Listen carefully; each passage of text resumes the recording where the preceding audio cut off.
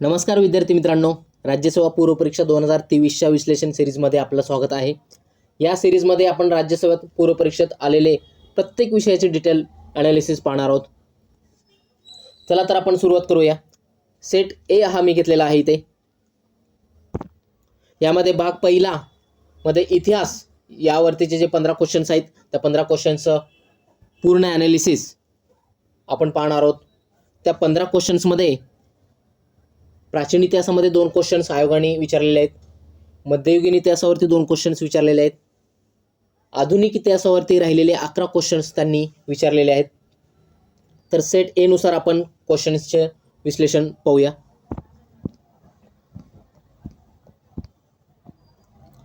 पहिला questions me read करतो। आधुनिक इतिहासावरती विचारलेला आहे पंडिता रमाबाई यांच्या संदर्भात। तर पंडिता रमाबाईंनी रमाबाई असोसिएशनच्या अनुमतीने आपल्याला सल्ला देण्यासाठी एक सल्लागार मंडळ नेमले। त्यात खालीलपैकी कोणाचा समावेश होता? इथे बघा, पर्याय आहे न्यायमूर्ती Mahadev Govind Ranade, doctor R G Bhandarkar, न्यायमूर्ती के टी तेलंग, बापू हरी शिंदे।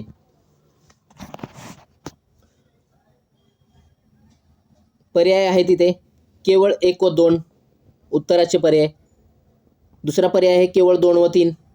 तिसरा पर्याय इथे दिलेला आहे केवळ 1 व 4 आणि चौथा पर्याय दिलेला आहे केवळ 1, 2 व 3। तर याचं उत्तर आहे केवळ 1, 2 व 3, ऑप्शन नंबर 4।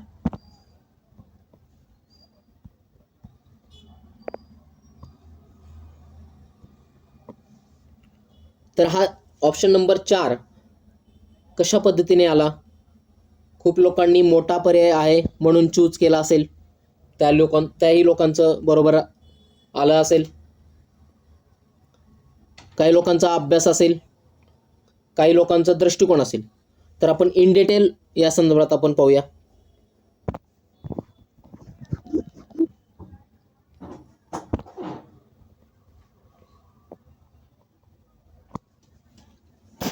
तर क्वेश्चन्समध्ये जे काही विचारलेलं आहे त्या प्रत्येक गोष्टीवरती आपण बारकाईनं ॲनालिसिस घेत आहोत।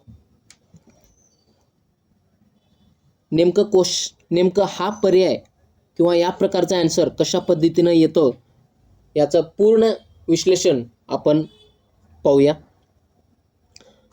तर इथे बघा, पंडिता रमाबाई असोसिएशन आणि सल्लागार मंडळ आणि ही दिलेली व्यक्ती। तर पहिल्यांदा आपण रमाबाई असोसिएशन याच्या संदर्भात आपण पाहूया।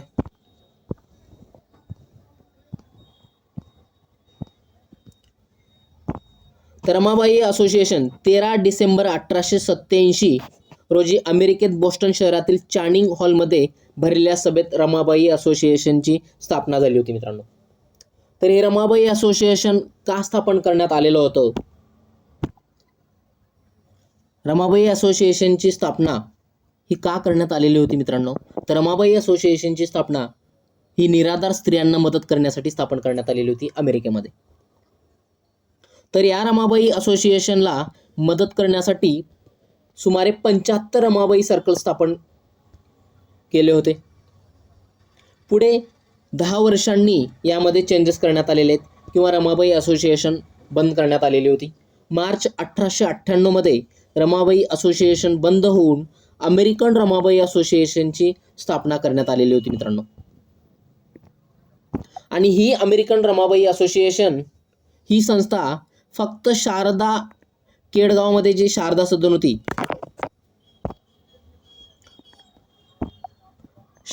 केडगावमधील जी शारदा सदन होती तर त्या शारदा सदनाशी निगडीत होती। आता केडगावमध्ये जे मुक्ती सदन होती त्या मुक्ती सदनाची स्थापना हे केडगावमध्ये झालेली होती मित्रांनो। तर शारदा सदनेचंच नामांतरण मुक्ती सदनेमध्ये केलं असल्यामुळे इथं मी हा असा उल्लेख केलेला आहे, फक्त शारदा केडगावमधील शारदा सदनाशी निगडीत होती। तर या शारदा सदनेसाठी सदनेवरती जे काही सल्लागार मंडळ नेमलेलं होतं, तर त्या सल्लागार मंडळावरती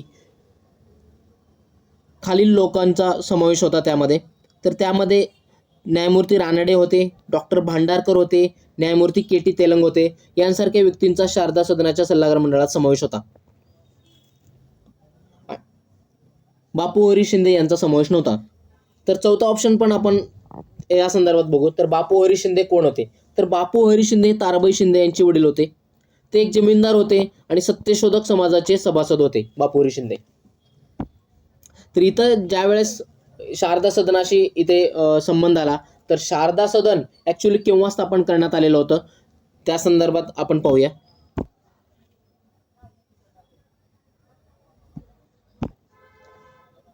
तर बघा, पंडित रमाबाई यांच्याविषयी आपण पाहूया. तर पंडिता रमाबाई यांचा विवाह बापू बिपिन बिहारीदास मेधावी यांच्याशी झाला होता. त्यांना एक कन्या पण होती, त्याचं नाव होतं मनोरमा. तर 1 मे 1882 रोजी रमाबाईंनी पुणे येथे आर्य महिला समाजाची स्थापना केलेली होती. तर त्या आर्य महिला समाजामध्ये माधव गोविंद रानडे होते, रामकृष्ण भांडार होते, वामन आबाजी मोडक होते, इत्यादी व्यक्ती त्यामध्ये होते. तर 1883ला बघा, स्त्री धर्मनीती हे पुस्तक त्यांनी लिहिलेलं होतं. 1 जून 1887 मध्ये हाय कास्ट हिंदू वुमन हे पुस्तक त्यांनी लिहिलेलं होतं. आता इथे संबंध येतो शारदा सदन. शारदा सदन ॲक्च्युली केव्हा स्थापन झाली होती? तर बघा, ज्यावेळेस पंडिता रमाबाई अमेरिकेमध्ये होते, त्यावेळेस रमाबाई असोसिएशनचे सहकार्याचे आश्वासन घेऊन आश्वासनाच्या आधारे अमेरिकेतून भारतात परतल्यानंतर त्यांनी 11 मार्च 1889 मध्ये मुंबई येथे शारदा सदनची त्यांनी स्थापना केलेली होती. तर बघा, पुढे शारदा सदन हे पुण्यामध्ये हलवण्यात आलेलं होतं 1890 मध्येच मुंबईहून.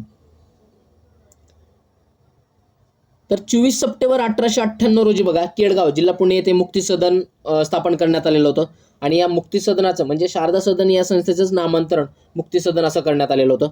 आणि या शारदा सदनेवरती जे काही मंडळ सल्लागार मंडळ नेमण्यात आलेलं होतं, तर ते या मंडळावरती या 3 personality Mahadev Govind Ranade, R G Bhandarkar आणि न्यायमूर्ती के टी तेलंग या 3 पर्सनॅलिटी त्यामध्ये होत्या. बापू हरी शिंदे त्यामध्ये त्या सल्लागार मंडळामध्ये त्यांची अपॉइंटमेंट केली गेलेली नव्हती. त्यामुळे आन्सर आहे ऑप्शन नंबर 4. तर अजून आपण पंडिता रमाबाई यांच्याविषयी आपण डिटेल पाहू थोडक्यामध्ये. पंडिता रमाबाईंना कैसरी हिंद पण या पदवीनं पण त्यांना सन्मानित करण्यात आलेलं होतं. आता इथं शारदा सदनाचा ज्यावेळेस उल्लेख येतो, तर त्या शारदा सदनाद्वारे चालवल्या जाणाऱ्या जे शाखा आहेत, तर ते शाखा बघा, कृपा सदन होती, मुक्ती सदन होती, सदानंद सदन होती, प्रीती सदन होती. तर या पद्धतीच्या शाखा आहेत. तर बघा, कृपा सदन आपण फास्ट बघूया. कृपा सदन कशा संदर्भात होती? तर वाकडे पाऊल पडलेल्या स्त्रिया किंवा शोषण झालेल्या स्त्रियांसाठी ते कृपा सदन होती. प्रीती सदन होती, ते अशक्त, अपंग, निराधार स्त्रियांसाठी स्थापन करण्यात आलेली होती. मुक्ती सदन ही निराश्रित व विधवा स्त्रियांसाठी स्थापन करण्यात आलेली होती. आणि सदानंद सदन ही लहान मुलींच्या शिक्षणासाठी स्थापन करण्यात आलेली होती. तर यांचे पंडित रमाबाईंचे थोडक्यात आपण ग्रंथ पाहूया. तर स्त्री धर्मनीती हा त्यांचा ग्रंथ होता. The high caste Hindu woman हा पण त्यांचा ग्रंथ होता. आणि बायबलचे त्यांनी मराठीत भाषांतर केलेलं होतं. तर या संदर्भात आपण रमाबाई असोसिएशन संदर्भात आपण पाहिलेलं आहे. पंडिता रमाबाई यांच्याविषयी इन डिटेल आपण कमी वेळामध्ये आपण क्विक रिव्हिजन त्यांची इथेच घेतलेली आहे. तर अशा पद्धतीचं हा क्वेश्चन्स नंबर 1चं परिपूर्ण विश्लेषण आपण इथे केलेलं आहे. क्वेश्चन्स नंबर 2 या संदर्भात आपण पाहूया. मी क्वेश्चन्स रीड करतो. इसवी सन 1918 साली मुंबईतील कामगारांना पीपल्स युनियन ही संघटना स्थापन करण्याचा उपदेश कोणी केला होता? तर बघा, ऑप्शन 1 आहे Rajarshi Shahu Maharaj, option number 2 doctor Babasaheb Ambedkar, option number 3 Narayan Meghaji Lokhande आणि ऑप्शन 4 भाई माधवराव बागल. तर याचं उत्तर आहे राजर्षी शाहू महाराज, ऑप्शन नंबर 1. राजर्षी शाहू महाराज यांनी पीपल्स युनियन ही संघटना स्थापन करण्याचा उपदेश त्यांनी दिलेला होता. तर आपण 4ही ऑप्शन संदर्भात आपण इन डिटेल पाहूया की राजर्षी शाहू महाराज याचं उत्तर कशा पद्धतीने आहे ते.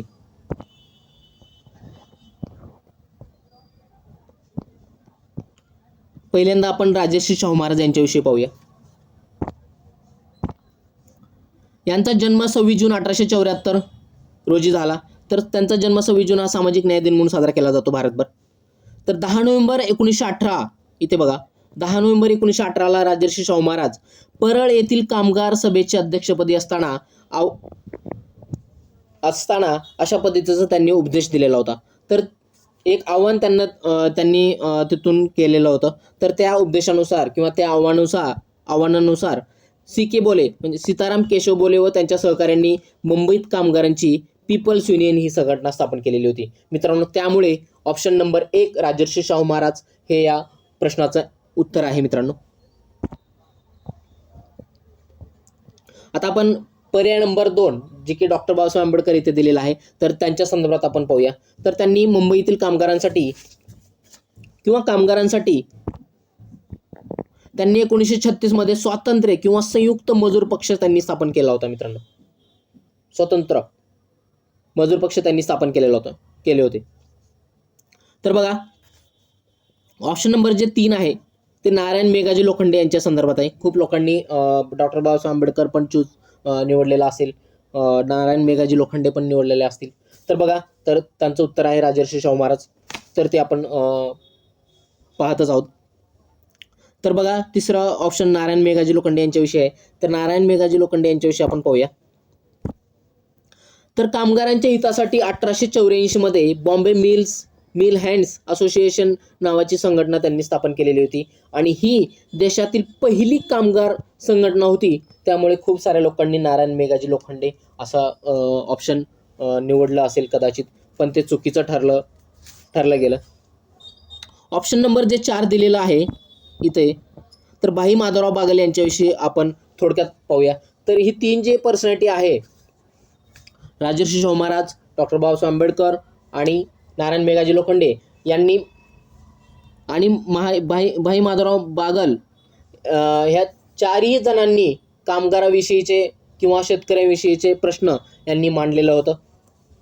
तर बघा, भाई माधवराव बागल यांच्याविषयी आपण पाहूया. हे एक शेतकरी कामगार पक्षाचे एक नेते होते असल्याने त्यांना भाई या उपाधीने लोक ओळखत असत. भाई अस्पृश्यदार कार्यासाठी ते अग्रेसर राहिले. त्यांनी कुठे कुठे काम केलेलं आपण पाहूया. शाहू मिल मजूर संघटना, चित्रपट कामगार संघटना, कोल्हापूर संस्थान कामगार संघात त्यांनी काम केलेलं होतं आणि त्यांच्याविषयी आपण पाहूया. हे महत्त्वाचे सेंटेन्स. महाराष्ट्र कर्नाटक सीमालढा चळवळीत ते अग्रभागी होते मित्रांनो. भाई माधवराव बागल 1958 साली बेळगाव सीमा सत्याग्रहाचे ते पहिले सत्याग्रही म्हणूनही त्यांनी नेतृत्व केलेलं आहे. बेळगाव सीमा सत्याग्रहाचे पहिले सत्याग्रही 1958 मध्ये म्हणून नेतृत्व त्यांनी केलेलं आहे. यामुळे महाराष्ट्र शासनाने त्यांना दलित मित्र ही पदवी दिलेली होती. तर बघा, आपण 4ही ऑप्शन संदर्भात आपण पाहिलेलं आहे. त्यामुळे दुसऱ्या क्रमांकाच्या प्रश्नाचं उत्तर हे ऑप्शन नंबर 1 पर्याय नंबर 1 राजर्षी शाहू महाराज आहे मित्रांनो. तर बघा, अशा पद्धतीने आपण इथे 4ही पर्याय जे आयोगाने दिलेले आहेत उत्तरामध्ये, ते आपण 4ही पर्याय व्यवस्थित पाहिलेले आहेत. त्यामुळे राजर्षी शाहू महाराज हे याचं आन्सर आहे मित्रांनो. पुढे पाहूया क्वेश्चन नंबर 3.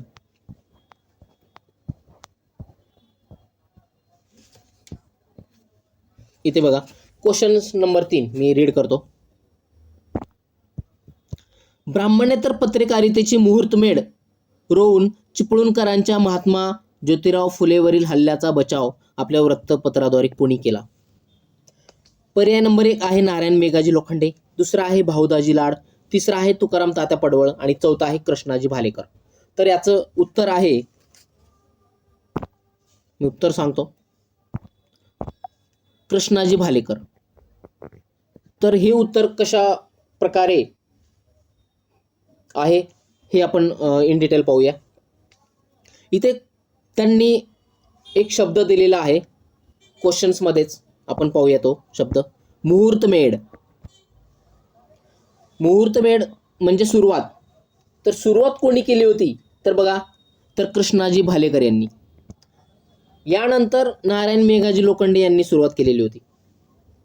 म्हणजे पहिल्यांदा कृष्णाजी भालेकर यांनी, त्यामुळे याचं हे उत्तर आहे. तर आपण इन डिटेल पाहूया. हे चारही ऑप्शन ना संदर्भात आपण पाहूया. कृष्णाजी भालेकर हे त्याचा आन्सर कसा आहे आपण पाहूया. तर बघा 1877 मध्ये कृष्णराव भालेकर यांनी दीनबंधू हे वृत्तपत्र सुरू केलेलं होतं. आणि हे दीनबंधू वृत्तपत्र हे बहुजन समाजातील पहिले वृत्तपत्र व सत्यशोधक समाजाचे पहिले मुखपत्र होते मित्रांनो. आता इथे बघा, इथे तुम्हाला समजून येईल की कृष्णराव भालेकर पहिले आणि नारायण मेघाजी लोखंडे त्यांच्यानंतर कशा पद्धतीने त्या वृत्तपत्रातून महात्मा ज्योतिबा फुले यांच्यावरती जे टीका केली, तर त्या टीकेला धरून महात्मा फुले यांचा बचाव कशा पद्धतीने केला हे या सेंटेन्सवरून किंवा या माहितीवरून तुम्हाला समजून येईल. तर पुढे 9 मे 1880ला संपादक पद म्हणून नारायण मेघाजी लोखंडे यांच्याकडे ते संपादक पद हे दिले गेलं. त्यामुळे पहिल्यांदा मुहूर्तमेढ किंवा सुरुवात जर कोणी केली असेल वृत्तपत्रातून तर कृष्णराव भालेकर यांनी. नंतर नारायण मेघाजी लोखंडे यांच्याकडे ते संपादक पद हे केलेलं होतं. इथे तुकाराम तात्या पडवळ यांच्याविषयी आपण पाहूया. तर यांनी जातीभेद विवेकसार हा ग्रंथ प्रसिद्ध करून ब्राह्मणांनी वर्णावरून जे जाती निर्माण केल्या होत्या किंवा जाती निर्माण करण्याचा प्रयत्न त्यांनी केला असावा असा निष्कर्ष या ग्रंथात त्यांनी काढलेला होता तुकाराम तात्या पडवळकर यांनी. तर तुकाराम तात्या पडवळकर यांच्या संदर्भात जातीभेद विवेकसार हा ग्रंथ आहे, या संदर्भात तुम्ही जाणून घ्या. भाऊ दाजी लाड यांच्याविषयी पण आपण पाहूया. भाऊ दाजी लाड हे मुंबई विद्यापीठाच्या स्थापनेत त्यांचा पुढाकार होता किंवा त्यांचे प्रयत्न होते. त्यांनी स्त्रियाबाबत जे कार्य केलं ते विधवा पुरस्कार ते होते. पुनर्विहोत्तेजक मंडळीचे सदस्य होते. इथे मी मेन्शन केलेला आहे PDF मध्ये. मुहूर्तमेढ हा शब्द त्यांनी वापरलेला आहे. मुहूर्तमेढ या शब्दामुळे कृष्णराव भालेकर त्याचं उत्तर मिळतं. तर आपण जे 3 पर्याय दिलेले आहेत हे 3 पर्याय आणि चौथा एक पर्याय जे आहे भाऊदाजी लाड, त्यांना धन्वंतरी पण म्हणतात कारण कुष्ठरोगावरती त्यांनी औषध शोधलं होतं, त्यामुळे भाऊदाजी लाड यांना धन्वंतरी पण असं म्हटलं जातं. त्यावरती पण ऑलरेडी क्वेश्चन्स आलेला आहे. तर बघा हे 3 आपण पाहूयात. नारायण मेघाजी लोखंडे, तुकाराम तात्या पडवळ आणि कृष्णाजी भालेकर हे महात्मा फुले यांचे कार्यकर्ते होते मित्रांनो, आणि ते त्यांच्या जवळचे आणि निकटचे होते. तर आपण 3ऱ्या क्रमांकाच्या प्रश्नाचं 4ही पर्यायासहित व्यवस्थित आपण पाहिलेलं आहे. त्यामुळे कृष्णराव भालेकर हे त्याचा आन्सर आहे. क्वेश्चन नंबर 4 संदर्भात आपण पाहूया. Question number 4. आता हे क्वेश्चन नंबर 4 जे आहे ते प्राचीन इतिहासावरती त्यांनी विचारलेलं आहे. क्वेश्चन्स मी रीड करतो. मालविकाग्नी मित्र या प्राचीन नाटकात कोणत्या 2 राजघराण्याच्या वैवाहिक संबंधावर प्रकाश पडतो? उत्तर मी लगेच सांगतो. उत्तर क्रमांक याचं एकच, पहिल्याच क्रमांकाचं उत्तर आहे शुंग आणि विदर्भ यज्ञसेन घराणे. तर हे कशा प्रकारे उत्तर याचं येतं ते आपण पाहूया.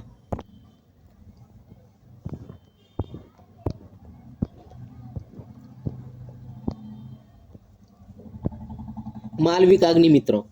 आता बघा हे मालविकाग्नी मित्र नेमकं काय, हे नाटक कोणाचं आहे तर कोणी लिहिलेलं आहे? तर मालविकाग्नी मित्र हे कवी कालिदास यांनी 5व्या शताब्दीमध्ये हे नाटक लिहिलेलं आहे. तर बघा मालविकाग्नी मित्र नेमकं काय आहे? तर बघा यामध्ये 2 शब्द आहेत, मालविका आणि अग्निमित्र. जर शब्दाची फोड तुम्हाला करता आली किंवा जर कालिदास यांचं जर नाटक असेल आणि त्या नाटकामध्ये जर काय वर्णन असेल हे जर तुम्हाला माहिती असेल तर ते कोणतं घराणं आहे, कोणत्या घराण्याच्या संबंधित हा क्वेश्चन्स विचारलेला आहे तर तुम्हाला समजलं असतं आणि तुम्हाला तो क्वेश्चन्स टॅकल करता आला असता. तर आपण पाहूयात. तर मालविका ही कोण आहे? तर विदर्भातील यज्ञसेन राजाची मुलगी होती ते. विदर्भामध्ये यज्ञसेन हा राजा होता आणि त्या राजाची मुलगी ही मालविका होती. अग्निमित्र कोण आहेत? तर बघा, अग्निमित्र हे पुष्यमित्र शुंग यांचा मुलगा आहे. तर पुष्यमित्र शुंग म्हणजे शुंग घराण्यातील आहे. तर पहिलाच पर्याय आहे. तर इथे पाहूया. जर तुम्हाला अग्निमित्र जर पुष्यमित्र शुंग या घराण्यातील आहे असं जर तुम्हाला माहिती असेल तर हा पर्याय तुम्ही निवडला असता आणि तुमचं उत्तर बरोबर आलं असतं. शुंग पहिलाच पर्याय आहे, कारण खाल्ल्या पर्यायामध्ये इथे शुंग घराण्याचा उल्लेखच नाही आहे. त्यामुळे पहिलंच ऑप्शन हे तुमचं उत्तर असेल मित्रांनो. तर बघा, आपण पुढे पाहूया यांच्या संदर्भात अजून.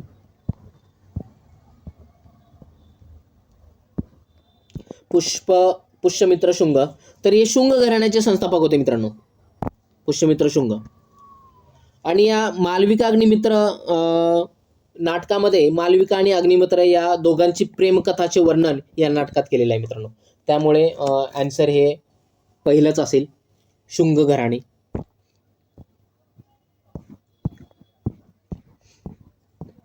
आपण चारही पर्याय संदर्भात आपण या संदर्भात आपण पाहिलेलं आहे. आता क्वेश्चन नंबर 5 आहे. तर आपण 5वा क्वेश्चन नंबर पाहूया. आता वैदिक काळात, हा पण प्राचीन इतिहासावरतीच क्वेश्चन्स विचारलेला आहे.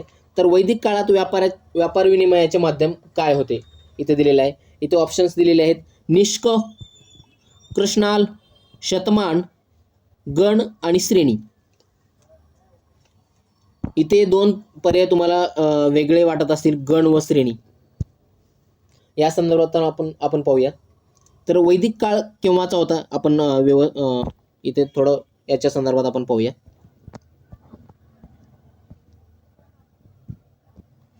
वैदिक काळ, तर बघा, वैदिक काळ हा केव्हा होता? तर इसवी सन पूर्व 1500 ते इसवी सन पूर्व 500 च्या दरम्यान वैदिक काळ होता. या काळात व्यापारासाठी सर्वसाधारणपणे वस्तूंचा व्यवहारांसाठी वापर केला जाई. यामध्ये सोने, माती, धातू. तर याच वैदिक काळामध्ये मुद्राचे म्हणजे नाण्याचे 4 प्रकार होते मित्रांनो, 4 प्रकार. तिथे 3 प्रकार दिलेला आहे आणि तिन्ही प्रकार हे सिरियल मध्ये त्यांनी पर्यायामध्ये दिलेले आहेत. 4था गण आणि 5वा हा श्रेणी आहे. तर बघा, हे 4 मुद्राचे प्रकार त्यांनी 3 दिलेले आहेत, इथे 4 आहेत. तर 4था मी सांगतो. पहिला निष्क आहे, दुसरा शतमान आहे, तिसरा कृष्णल आहे आणि जो 4था आहे तो पाद आहे. त्यांनी तिथे दिलेले नाही, हे 3च दिलेले आहेत, निष्क, शतमान आणि कृष्णाल. तर ऑप्शन जे 4थं 5वं होतं, गण आणि श्रेणी, यांच्याबद्दल आपण इथेच पाहूया. गण हे काय आहेत? गण हे समूह, याचा अर्थ काय होतो? तर समूह. आणि श्रेणीचा पण अर्थ काय होतो? एक वर्ग किंवा गोष्टींचा समूह. तर यामुळे हे जे मुद्राचे 4 प्रकार आहेत, निष्क, शतमान, कृष्णाल आणि गण व श्रेणी, हे जे 2 वेगळे शब्द आहेत, यांचा अर्थ पण समूह होतो. यामुळे याचं उत्तर आहे मित्रांनो पर्याय क्रमांक 1, 2 व 3, म्हणजे पहिलंच उत्तर आहे मित्रांनो. 1, 2 व 3 म्हणजे निष्क, कृष्णाल, शतमान आणि पाद असे 4 मुद्राचे 4 प्रकार होते. त्यामुळे हे 3 आलेले आहेत. गण व श्रेणी हा याचा अर्थ समूह असा होतो, त्यामुळे ते येत नाही. त्यामुळे ऑप्शन नंबर 1च आहे त्याचं उत्तर. क्वेश्चन नंबर 6 आपण पुढे जाऊया. 6 पाहूया. आता इथे बघा, हा सर्वात मला वेगळा पर्याय वाटला, किंवा आयोगाने कोणत्या पद्धतीने आणि कशा पद्धतीने क्वेश्चन्स फ्रेम करतात आणि का फ्रेम करतात या पद्धतीचे क्वेश्चन्स, हे मी तुम्हाला या क्वेश्चन बद्दल महत्त्वाची माहिती मी तुम्हाला सांगणार आहे. तर मी पहिल्यांदा क्वेश्चन्स रीड करून घेतो आणि त्याचे उत्तरही आणि पर्याय पण सांगू इच्छितो. देन याच्यानंतर आपण इन डिटेल आपण त्याचा पाहूया. क्वेश्चन नंबर 6, सेतू माधवराव पगडी यांच्या मत इथं त्यांनी दिलेलं आहे. यांच्या मते नाथपंथातील कोणत्या संताने शाह रमजान हे नाव धारण करून सुफी पंत निजामुद्दीन यांच्याकडून इस्लाम धर्माची दीक्षा घेतली? आणि हे महाराष्ट्राच्या सांस्कृतिक इतिहासातील एक गूढ आहे असं त्यांचं मत आहे, असं त्यांनी मांडलेलं आहे. तर बघा, इथे पर्याय आहे गोरखनाथ, गहिनीनाथ, जालंधरनाथ आणि कानिफनाथ. तर इथे आपण पाहूयात. तर इथे तर याचं उत्तर आहे कानिफनाथ. कानिफनाथ. तर मी आता या प्रश्नाचं एकदम बारकाईने आणि PDF मध्ये पण याचं वर्णन मी इन डिटेल दिलेलं आहे, कारण हा मला महत्त्वाचा किंवा ही महत्त्वाची पर्सनॅलिटी वाटली, त्यामुळे मी इन डिटेल दिलेलं आहे मित्रांनो. सेतू माधवराव पगडी यांच्याविषयी आपण पाहूयात. नाथपंथाविषयी आपण इथे अभ्यासूयात.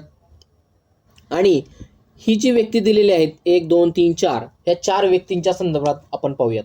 तर बघा, पहिल्यांदा आपण सेतू माधवराव पगडी यांच्या संदर्भात आपण पाहूयात. तर सेतू माधवराव पगडी हे इतिहासकार होते मित्रांनो, भाषाशास्त्रज्ञ होते, ते गाढ अभ्यासक होते आणि महाराष्ट्राच्या सचिवपदी त्यांनी काम केलेलं होतं. त्यामुळे ही पर्सनॅलिटी खूप महत्त्वाची आहे. त्यांना 1992 मध्ये पद्मभूषण या अवॉर्डने त्यांना सन्मानित ही करण्यात आलेलं होतं. तर यामुळे आणि यांचं मत हे त्यांना 1994 मध्ये त्यांचा मृत्यू पण झालेला आहे. 1994 मध्येच त्यांचा मृत्यू झालेला आहे.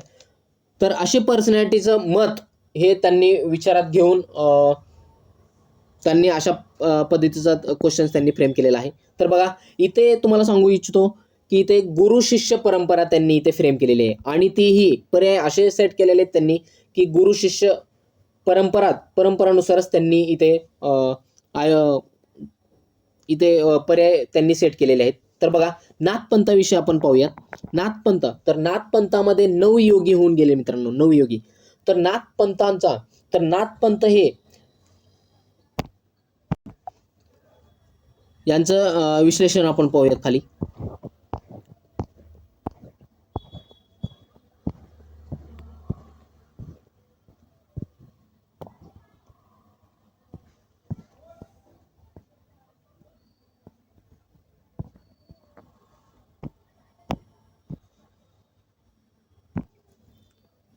आपण यापूर्वी पाहिलेलं आहे सेतू माधवराव पगडी यांच्याविषयी.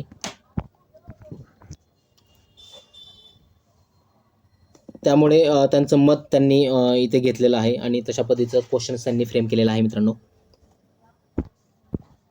आपण नाथ संप्रदाय याविषयी आपण पाहूया. तर हा भारतातील एक शैव संप्रदाय आहे मित्रांनो. शैव संप्रदाय सुमारे 8वे ते 12वे शतकामध्ये हा नाथ संप्रदाय होता. तर नाथ संप्रदायाची स्थापना कोणी केलेली आहे, तर मच्छिंद्रनाथ यांनी नाथ संप्रदायाची स्थापना केलेली आहे मित्रांनो. आणि गोरखनाथ हे मच्छिंद्रनाथ यांचे शिष्य होते. तर यांनी नाथ संप्रदायाचा पुढे विकास त्यांनी केलेला आहे. स्थापना मच्छिंद्रनाथ यांनी केलेली आहे, तर पुढे नाथ संप्रदायाचा विकास गोरखनाथ, त्यांचे शिष्य गोरखनाथ यांनी नाथ संप्रदायाचा पुढे विकास केलेला आहे मित्रांनो. या नाथ संप्रदायामध्ये 9 योगी होऊन गेले मित्रांनो, 9. तर इथे तसे पर्याय पण त्यांनी तशाच पद्धतीने सेट केलेले आहेत. गुरु शिष्य परंपरा इथे त्यांनी या पर्यायामध्ये त्यांनी गुरु शिष्य परंपरा दिलेली आहे. तर बघा, मच्छिंद्रनाथ हे गोरखनाथ यांचे गुरु होते. गोरखनाथ हे सुमारे 11व्या शतकामध्ये होऊन गेले. गोरखनाथ हे गहिनीनाथ यांचे शिष्य होते. जालंधरनाथ हे गहिनीनाथचे शिष्य हे जालंधरनाथ आणि जालंधरनाथचे शिष्य हे कानिफनाथ होते. तर उत्तर आहे आपलं कानिफनाथ. तर आता आपण कानिफनाथ यांच्याविषयी आपण पाहूयात. तर जे 9 योगी होऊन गेले नाथ संप्रदायामध्ये, तर 9 योगी मध्ये कानिफनाथ हे एक योगी होऊन गेले. तर यांना नारायण देवचे अवतार मानले जायचे मित्रांनो. कानिफनाथ यांना नारायण देवचे अवतार यांना मानले जायचे. यांच्या वडिलांचं नाव वृषभदेव, म्हणजे ते वृषभदेव यांचे मूल होते. कानिफनाथ हे जालंधर शाखा होती. तर त्या जालंधर शाखेचे ते योगी होते मित्रांनो. आणि जालंधरनाथ हे त्यांचे गुरु होते. तर बघा, आणि कानिफनाथ हे जालंधर यांचे शिष्य होते मित्रांनो. तर बघा, आपण या चारही विषयावरती आपण इन डिटेल पाहिलेलं आहे. इथे गुरु शिष्य परंपरा दिलेली आहे, त्यामुळे कानिफनाथ हे त्यांचं उत्तर आहे मित्रांनो. चारही विषयावरती आपण चारही पर्यायावरती आपण डिटेलमध्ये आपण पाहिलेलं आहे. क्वेश्चन नंबर पुढे पाहूया.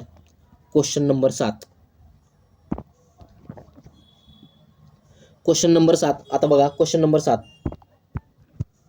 इथे घटना दिलेल्या आहेत, त्या क्रमाने मांडा असं इथे म्हटलेलं आहे. तर पहिले आहे श्वेतपत्रिका, दुसरी आहे पुणे करार, तिसरी आहे नेहरू अहवाल आणि चौथी आहे धारासना सत्याग्रह.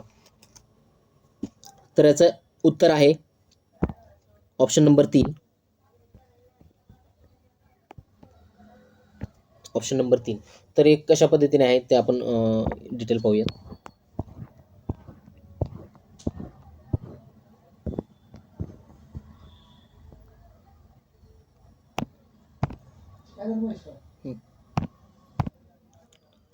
तर पर्याय आपण पर्यायानुसार आपण जाऊयात. तर पहिला पर्याय होता आपण म्हणजे क्रमानुसार आपण पाहूयात. तर नेहरू अहवाल बघा, तर नेहरू अहवाल सादर केव्हा केला गेला, कोणी केला गेला, तर 28 ऑगस्ट 1928 रोजी लखनौ अधिवेशनामध्ये जे अध्यक्ष होते मोतीलाल नेहरू यांनी नेहरू अहवाल सादर केलेला होता आणि याचे सचिव होते जवाहरलाल नेहरू. धारासना सत्याग्रह बघा केव्हाचा आहे, धारासना सत्याग्रह तर 21 मे 1930 रोजी धारासना गुजरात येथे हे सत्याग्रह करण्यात आलेलं होतं आणि महात्मा गांधी यांनी मिठाच्या कायद्याचे उल्लंघन त्यावेळी केलेलं होतं. मिठाच्या कायद्याचे उल्लंघन, त्यावेळी त्यांना अटक झालेली होती आणि पुढील सूत्र हे सरोजिनी नायडू यांच्याकडे सोपवण्यात आलेलं होतं. पुणे करार बघा, तर पुणे करार केव्हा झालेला आहे, तर पुणे करार हा 24 सप्टेंबर 1932 रोजी कोणाकोणामध्ये झाला, तर महात्मा गांधी व डॉक्टर बाबासाहेब आंबेडकर यांच्यामध्ये पुणे करार झालेला होता. तर या पुणे करारामध्ये काय मुख्य मुद्दा होता बघा, तर स्वतंत्र मतदारसंघाऐवजी मतदारसंघात लोकसंख्येच्या प्रमाणात जागा द्याव्यात हा त्यांचा मुख्य मुद्दा होता मित्रांनो पुणे कराराचा. आणि चौथा आहे श्वेतपत्रिका. तर श्वेतपत्रिका नेमकं काय असते मी थोडं सांगतो. जेव्हा एखाद्या विषयावर अनेक मते समोर येतात तेव्हा कोणतीही परिस्थिती स्पष्ट करण्यासाठी श्वेतपत्रिका जारी केली जाते.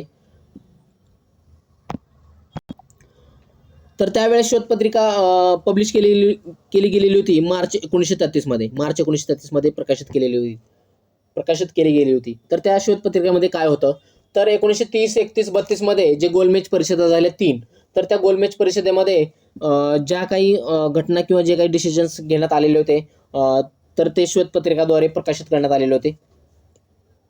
तर त्यावरती लॉर्ड लिनलिथगो यांच्या अध्यक्षतेखाली एक संसदीय कमिटी पण नेमण्यात आली होती आणि त्यावरती विचारविनय पण त्यावरती केला गेलेला होता.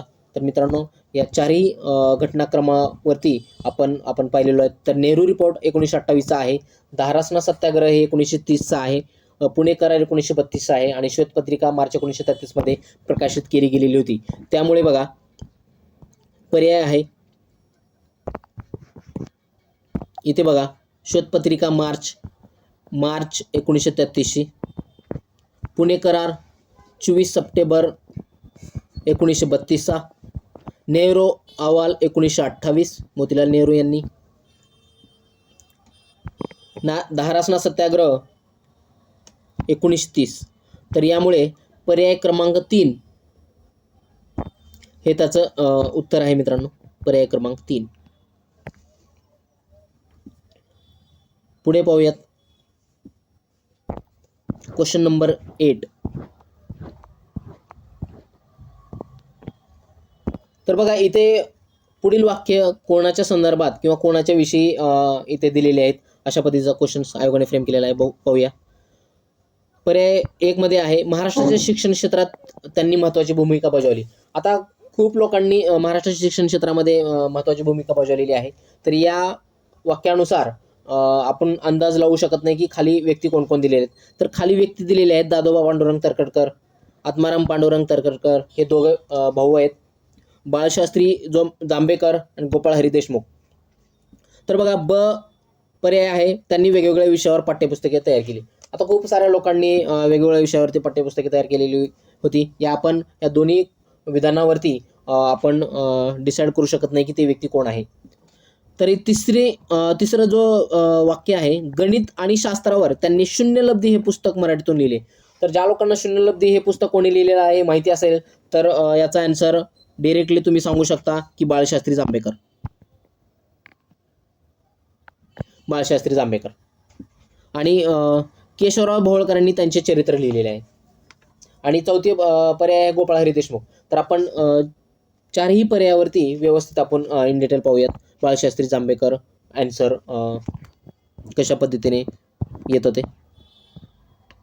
तर पाहूयात आपण दादोबा पांडुरंग तरखडकर यांच्याविषयी. तर हे जावरा संस्थांच्या नवाबाचे शिक्षक होते मित्रांनो आणि असिस्टंट टीचर म्हणून एल्फिन्स्टन इन्स्टिट्यूटमध्ये त्यांनी काम केलेलं होतं. 22 जून 1844 मध्ये मानव धर्म सभेची त्यांनी सुरतमध्ये स्थापना केलेली होती. या सभेच्या प्रचारासाठी धर्मविवेचन हा त्यांनी ग्रंथ लिहिलेला होता.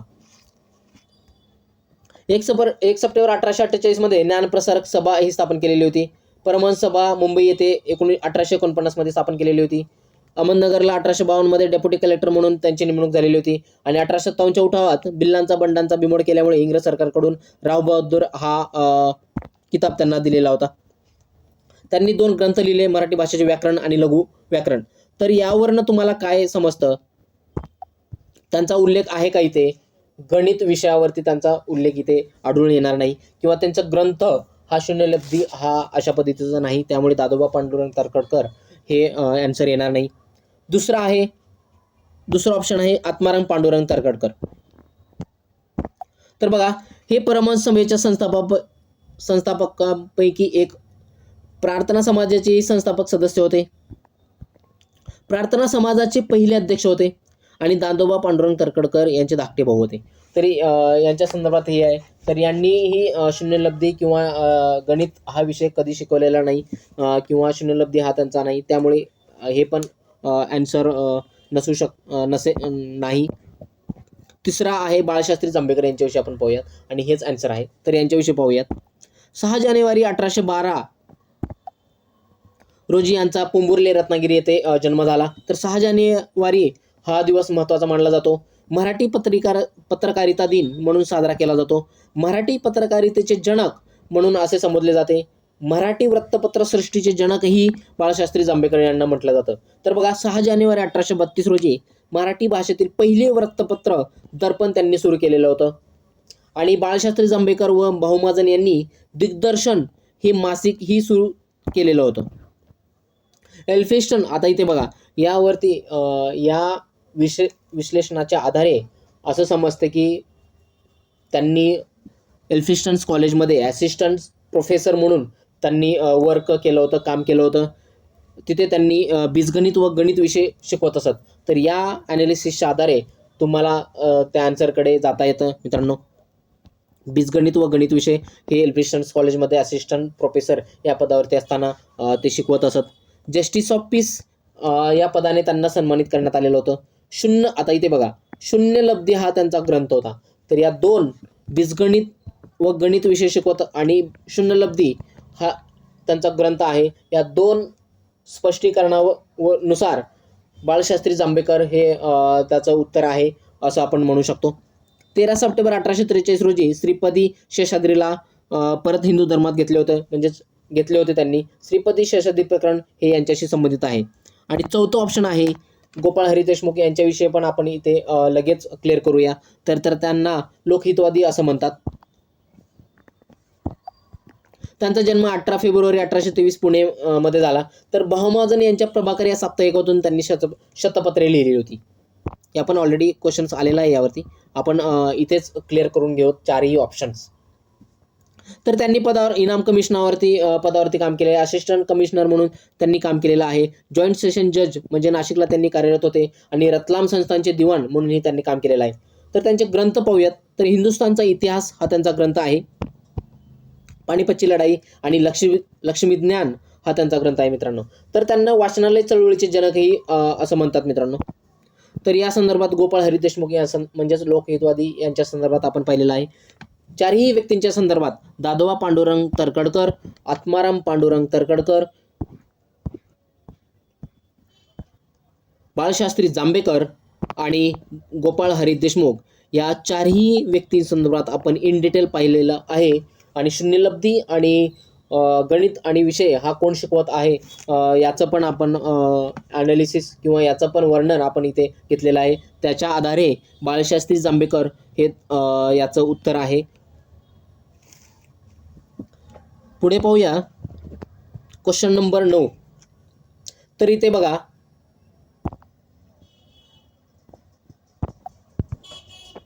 क्वेश्चन नंबर 9 पाहूयात मित्रांनो. तर इथे बघा राजकीय संघटना इथे दिलेल्या आहेत आणि त्यांचा कालानुक्रमे योग्य क्रम लावा असं त्यांनी म्हटलेलं आहे. तर पहिली आहे पुणे सार्वजनिक सभा, दुसरी आहे बॉम्बे प्रेसिडेन्सी असोसिएशन, तिसरी आहे मद्रास महाजन सभा आणि चौथी आहे इंडियन असोसिएशन. तर बघा तर याचं उत्तर आहे मित्रांनो ऑप्शन नंबर 2. Option number 2. तर हे ऑप्शन नंबर 2 हे उत्तर कसं आहे ते आपण पाहूयात. या चारही पर्याया संदर्भात आपण विश्लेषण पाहूयात.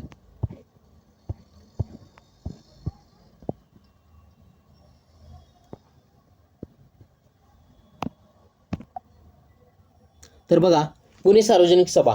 तर पुणे सार्वजनिक सभा केव्हा स्थापन करण्यात आलेली आहे? तर बघा त्या अगोदर पुणा असोसिएशन संदर्भात पाहूयात. तर पुणा असोसिएशन 1867 मध्ये स्थापन करण्यात आलेली होती आणि याचंच नामांतर 2 एप्रिल 1870 रोजी पुणे सार्वजनिक सभेमध्ये करण्यात आलेलं होतं. तर बघा पुणा असोसिएशन का स्थापन करण्यात आलेली होती? तर पर्वती देवस्थानची व्यवस्था योग्य पद्धतीने व्हावी यासाठी, तिथे भ्रष्टाचार तिथला कमी व्हावा या संदर्भात ते पुणे असोसिएशन स्थापन करण्यात आलेली होती आणि याचंच रूपांतर पुढे 2 एप्रिल 1870 मध्ये पुणे सार्वजनिक सभेमध्ये रूपांतर करण्यात आलेलं होतं. तर बघा 1870 ते 1880 याचे संस्थापक गणेश वासुदेव जोशी होते, म्हणजेच सार्वजनिक काका होते. आणि यानंतर याची धुरा किंवा जबाबदारी न्यायमूर्ती महादेव गोविंद रानडे यांच्याकडे गेली होती. तर बघा दुसरा पर्याय आहे म्हणजे राजकीय संघटना यांचा कालक्रमानुसार आपण इंडियन असोसिएशन ही दुसऱ्या क्रमांकाची येते इथे. तर याची स्थापना 1876 मध्ये झाली. संस्थापक अध्यक्ष सुरेंद्रनाथ बॅनर्जी आणि आनंद मोहन बोस होते. तिसरी आहे मद्रास महाजन सभा. तर मद्रास महाजन सभा बघा मे 1884 मध्ये स्थापन करण्यात आलेली होती आणि यामध्ये संस्थापक सदस्य आपण पाहूयात. एम वीर राघवाचार्य, जी सुब्रमण्य अय्यर आणि पी आनंद चार्लू हे 3 व्यक्ती संस्थापक सदस्य म्हणून मद्रास महाजन सभेमध्ये यांचं योगदान आहे मित्रांनो. आणि मद्रासमध्ये त्यावेळेस स्थापना केलेली होती. चौथ्या क्रमांकाचे बॉम्बे प्रेसिडेन्सी असोसिएशन, जी की स्थापना जानेवारी 1885 मध्ये करण्यात आलेली होती आणि या संस्थापक सदस्यामध्ये फिरोज शाह मेहता, के टी तेलंग आणि बद्रुद्दीन तय्यबजी या तिघांना ब्रदर्स इन लॉ असे म्हटले जायचे मित्रांनो. तर अशा पद्धतीचे आपण चारही ऑप्शन्स इथे कव्हर केलेले आहेत. त्यामुळे अशा पद्धतीने जर कालक्रमानुसार या राजकीय संघटनेचा जर लावायचा असेल तर ऑप्शन नंबर 2 हे याचं आन्सर येतं मित्रांनो. पुढे पाहूयात क्वेश्चन नंबर 10.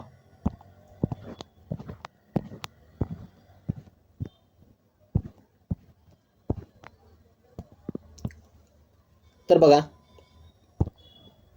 आता मला इथे सांगायचं आहे की तुम्हाला अशा पद्धतीचे क्वेश्चन्स आल्यानंतर कसे टॅकल करायचे किंवा काही क्वेश्चन्स सोडून दिलं तरी चालेल. हे बघा एवढं इन डिटेल जाण्याची गरज नाही आहे. साबरमती कराराने घेण्यात आलेले जे काही डिसिजन आहेत किंवा निर्णय आहेत तर त्या निर्णयासंदर्भात त्यांनी विचारलेलं आहे की खूप डीपमध्ये त्यांनी विचारलेलं आहे. कोणता निर्णय साबरमती कराराने घेण्यात आलेला आहे? तर बघा साबरमती कराराविषयी आपण पाहूयात. याचा आन्सर लगेच सांगतो. तर याचं आन्सर आहे 4. मोतीलाल नेहरू आणि जयकर यांच्या समितीने मध्यवर्ती विधिमंडळाचे सदस्य निश्चित करावे. तर आपण पाहूया. तर मित्रांनो पाहूयात. तर या कराराचे साबरमती करार त्या करारामध्ये जे काही निर्णय घेतलेले आहेत आणि ते कराराची वैशिष्ट्य आपण पाहूयात इथे. तर या कराराच्या वैशिष्ट्यामध्ये मीठ कर काढून टाकणे, काँग्रेसच्या कार्यावर अंकुश ठेवणारे सर्व अध्यादेश मागे घेणे आणि हिंसक गुन्हे वगळता सर्व खटले मागे घेणे असं या कराराची काही महत्त्वाची वैशिष्ट्य आहेत. आता इथे जो क्वेश्चन्स फ्रेम केलेला आहे का नाही, त्या क्वेश्चन्स आपण संदर्भात पाहूयात. तर बघा, इथे प्रतियोगी सहकारिता पक्षाची स्थापना करावी असं या करारामध्ये म्हटलेलं नव्हतं, कुठे उल्लेख नाही. विद्यार्थ्यांना राजकारणात सहभागी करून घेऊ नये. तर बघा, असं कोणत्याही उलट राजकारणामध्ये सहभागी घेऊन त्यांचा सहभाग वाढावा असा हेतू असतो. कनिष्ठ जातीय कामगाराचे भेदाभेद करू नये. तसेच 50 स्वयंसेवकांचे पताक उभा करावे. हिंदू मुस्लिम ऐक्य राखावे.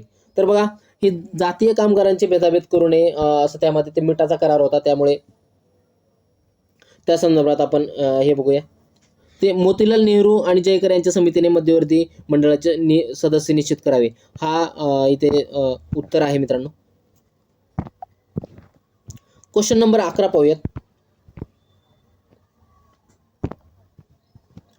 इसवी सन 1934 मध्ये कर्षक संगम एक शेतकरी संघटना म्हणून खालीलपैकी कोणत्या प्रांतात स्थापन करण्यात आलेली आहे?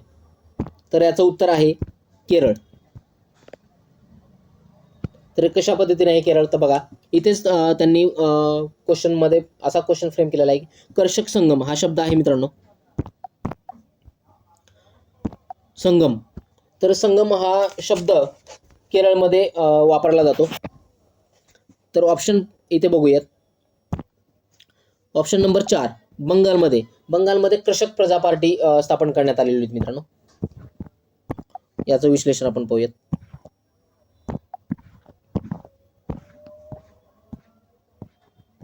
तर बघा, 1934 मध्ये कर्षक संगम शेतकरी संघटना केरळ प्रांतात स्थापन केली गेलेली होती. संगम हा शब्द केरळकडे वापरला जातो सहसा. बंगाल कृषक प्रजा पार्टी होती शेतकरी संघटना बंगालमध्ये. तर त्या संदर्भात आहे.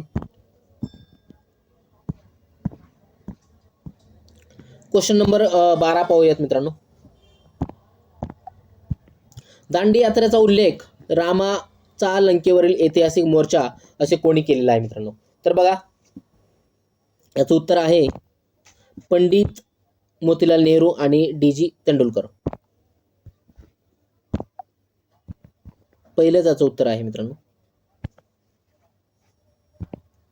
तर आपण या संदर्भात पाहूयात.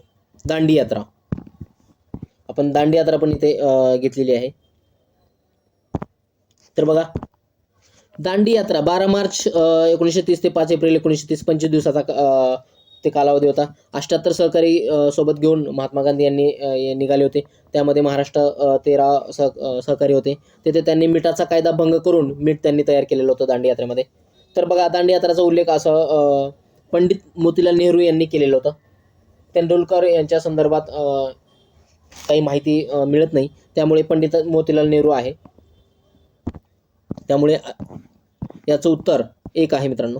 पहिलंच आहे. दांडी यात्रेचा उल्लेख पंडित मोतीलाल नेहरू आणि डी.जी. तेंडुलकर यांनी रामाचा लंकेवरील ऐतिहासिक मोर्चा असं त्यांनी केलेलं होतं मित्रांनो.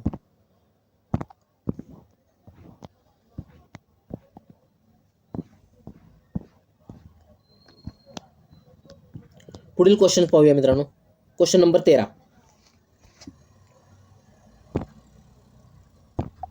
खालील विधाने कोणासंदर्भात आहेत असं त्यांनी म्हटलेलं आहे. धर्माची राजकारणापासून फारकत घेतली.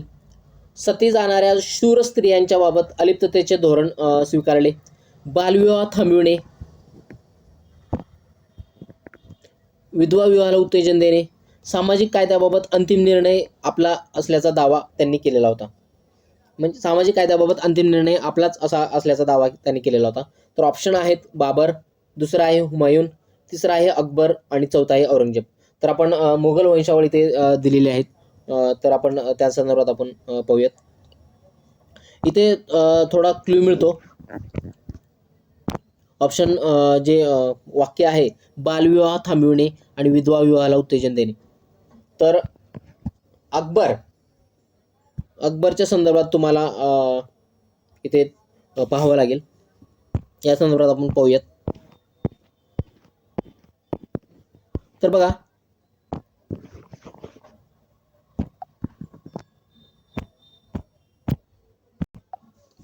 तर आपण इथं मुघल वंशावळ पाहूयात. तर बाबर हा मुघल घराण्याचा संस्थापक 1526 मध्ये दिल्ली येथे स्थापना करण्यात आलेली होती मुघल घराण्याची. बाबरने. त्यांचा मुलगा हुमायून होता, हुमायूनचा मुलगा अकबर होता, आणि अकबरचा मुलगा जहागीर, आणि जहागीरचा मुलगा शहाजहान, आणि शहाजहानचा मुलगा औरंगजेब. तर इथे 4 ऑप्शन्स त्यांनी दिलेले आहेत. तर अकबराविषयी आपण पाहूयात. बालविवाहाला त्यांनी विरोध थांबवण्याचे प्रयत्न त्यांनी केलेले होते, आणि विधवा विवाहाला चालना किंवा उत्तेजन त्यांनी दिलेले होते. बाकी जे शासक आहेत बाबर, प्रश्नामध्येच पाहूयात. हे जे शासक आहेत बाबर, हुमायून आणि औरंगजेब, तर यांचा दृष्टिकोन समाजाविषयी किंवा स्त्रियांविषयी हा तेवढा विकासात्मक किंवा तेवढा चांगला नव्हता अकबरापेक्षा. त्यामुळे अकबर हा ऑप्शन इथे येतो. ऑप्शन हे आन्सर इथे समजलं जातं. क्वेश्चन नंबर 14वा पाहूयात. इथे आधुनिक इतिहासावरती हा क्वेश्चन आहे मित्रांनो. तर इथे भिल्लांच्या संदर्भात इथे क्वेश्चन्स आयोगाने फ्रेम केलेला आहे. खानदेशातील भिल्लांनी ब्रिटिश राजवटीस विरोध केला होता, कारण. इथे 3 त्यांनी वाक्य दिलेले आहेत. उत्तर भारतातील उठावाच्या घटनांपासून सातपुडा विभागातील भिल्लांना प्रेरणा मिळाली. हे बरोबर आहे. 1857च्या उठावाचा फायदा घेऊन भागोजी नाईक व काजीसिंग नाईक उठावात सामील झाले. हेही बरोबर आहे. काजीसिंग व त्यांच्या सहकाऱ्यांनी सरकारी खजिना व पोस्ट जाळले. तर तिन्ही ऑप्शन्स हे बरोबर आहेत. त्यामुळे याचं आन्सर आहे वरीलपैकी सर्व. तर आपण यांच्या संदर्भात डिटेल पाहूयात.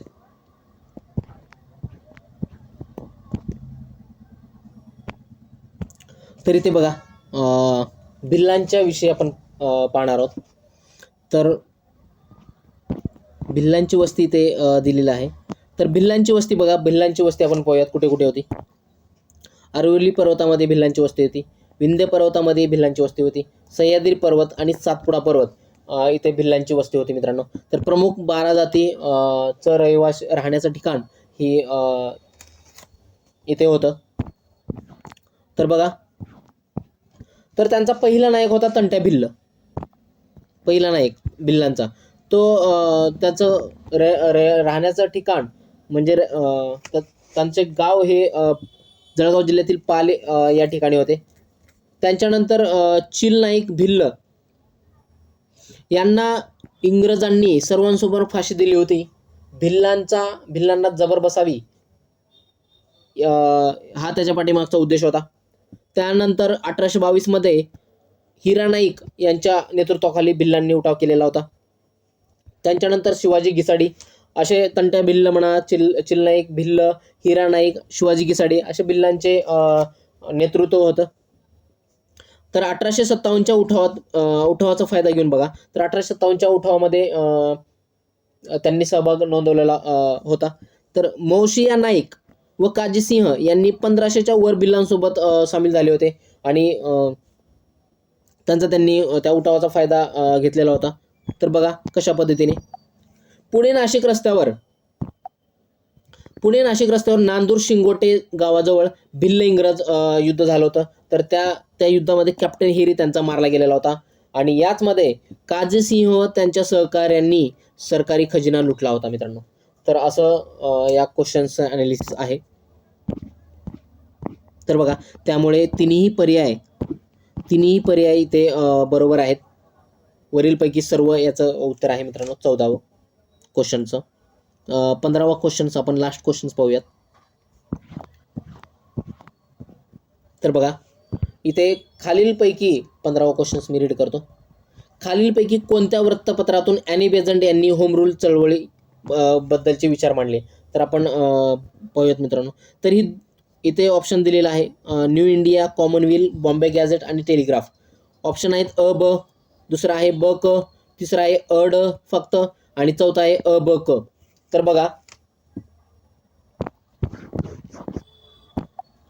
तर न्यू इंडिया आणि कॉमनवेल्थ हे 2 वृत्तपत्र ॲनी बेझंट यांचे होते मित्रांनो.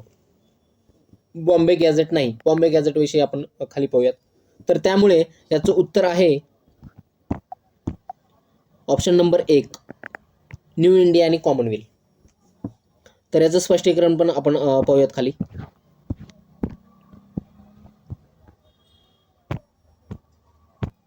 तर बघा मित्रांनो, न्यू इंडिया आणि कॉमनवेल्थ वरील सांगितल्याप्रमाणे हे 2 वृत्तपत्र आणि बेझंट यांचे आहेत. बॉम्बे गॅझेट हे बघा, तर 1791 मध्ये बॉम्बे हेरॉल्ड हे प्रकाशित करण्यात आलेलं होतं आणि याच्याच नावात बदल करून 1791 मध्ये बॉम्बे गॅझेट हे पहिली इंग्रजी समाचार जेम्स मॅकलिन यांनी काढलेलं होतं. तर अशा पद्धतीचं 15 क्वेश्चनचं ॲनालिसिस आपण पाहिलेलं आहे मित्रांनो.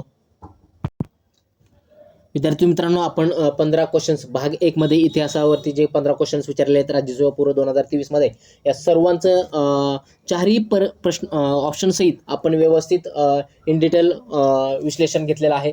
तरी अशा पद्धतीचे व्हिडिओज मित्रांनो तुम्हाला आवडत असतील तर माझ्या यूट्यूब चॅनलला सबस्क्राईब करा, लाईक करा व जास्तीत जास्त शेअर करा मित्रांनो.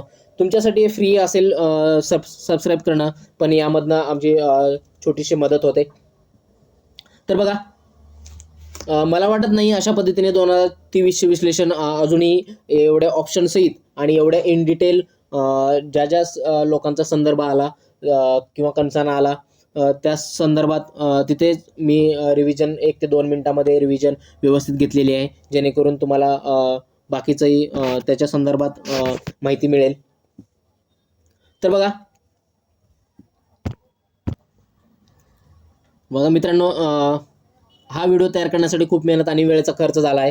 तरी जास्तीत जास्त हा व्हिडिओ ना पोहोचण्याचा प्रयत्न करा, जेणेकरून गरीब व होतकरू विद्यार्थ्यांना त्याचा लाभ होईल. या सिरीजमध्ये पुढचा व्हिडिओ हा जिओग्राफीवरती येणार आहे पार्ट 2 मध्ये. तरी त्याचे नोटिफिकेशन मिळवण्यासाठी माझ्या चॅनलला सबस्क्राईब करा व बेल आयकॉनवरती क्लिक करा मित्रांनो. चॅनलला जरूर भेट द्या, त्यात महत्त्वाचे फॅक्ट्स व फिगर्स पाहायला मिळतील मित्रांनो. धन्यवाद.